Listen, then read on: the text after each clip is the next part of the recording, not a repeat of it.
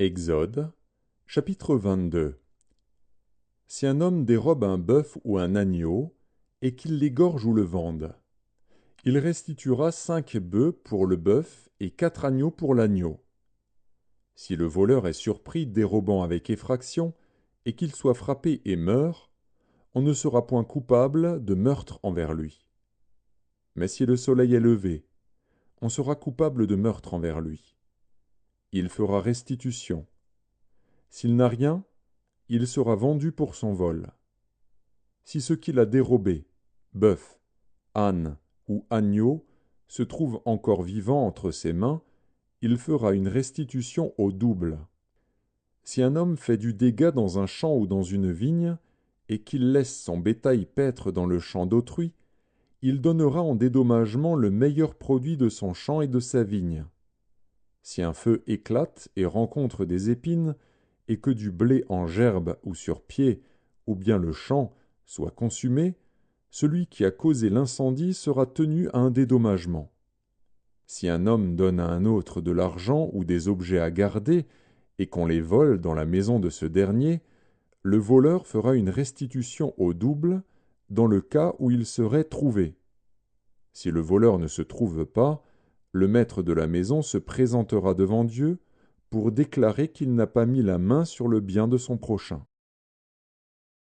Dans toute affaire frauduleuse concernant un bœuf, un âne, un agneau, un vêtement ou un objet perdu, au sujet duquel on dira « c'est cela », la cause des deux parties ira jusqu'à Dieu, celui que Dieu condamnera fera à son prochain une restitution au double. Si un homme donne à un autre un âne, un bœuf, un agneau ou un animal quelconque à garder, et que l'animal meure, se casse un membre, ou soit enlevé, sans que personne l'ait vu, le serment au nom de l'Éternel interviendra entre les deux parties, et celui qui a gardé l'animal déclarera qu'il n'a pas mis la main sur le bien de son prochain. Le maître de l'animal acceptera ce serment, et l'autre ne sera point tenu à une restitution. Mais si l'animal a été dérobé chez lui, il sera tenu vis-à-vis de son maître à une restitution. Si l'animal a été déchiré, il le produira en témoignage, et il ne sera point tenu à une restitution pour ce qui a été déchiré. Si un homme emprunte à un autre un animal, et que l'animal se casse un membre ou qu'il meure, en l'absence de son maître, il y aura lieu à restitution. Si le maître est présent, il n'y aura pas lieu à restitution. Si l'animal a été loué, le prix du louage suffira. Si un homme séduit une vierge qui n'est point fiancée et qu'il couche avec elle, il payera sa dot et la prendra pour femme. Si le père refuse de la lui accorder, il payera en argent la valeur de la dot des vierges. Tu ne laisseras point vivre la magicienne. Quiconque couche avec une bête sera puni de mort.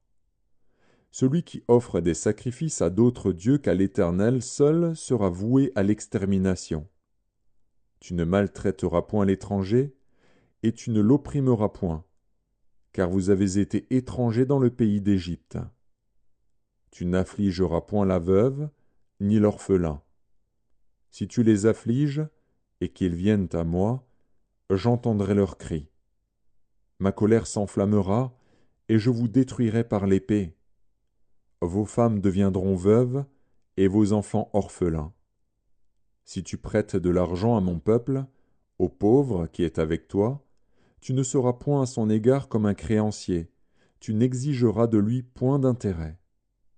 Si tu prends en gage le vêtement de ton prochain, tu le lui rendras avant le coucher du soleil. Car c'est sa seule couverture, c'est le vêtement dont il s'enveloppe le corps. Dans quoi coucherait-il? S'il crie à moi, je l'entendrai, car je suis miséricordieux. Tu ne maudiras point Dieu, et tu ne maudiras point le prince de ton peuple. Tu ne différeras point de m'offrir les prémices de ta moisson et de ta vendange. Tu me donneras le premier-né de tes fils. Tu me donneras aussi le premier-né de ta vache et de ta brebis. Il restera 7 jours avec sa mère. Le 8e jour, tu me le donneras. vous serez pour moi des hommes saints. Vous ne mangerez point de chair déchirée dans les champs, vous la jetterez aux chiens.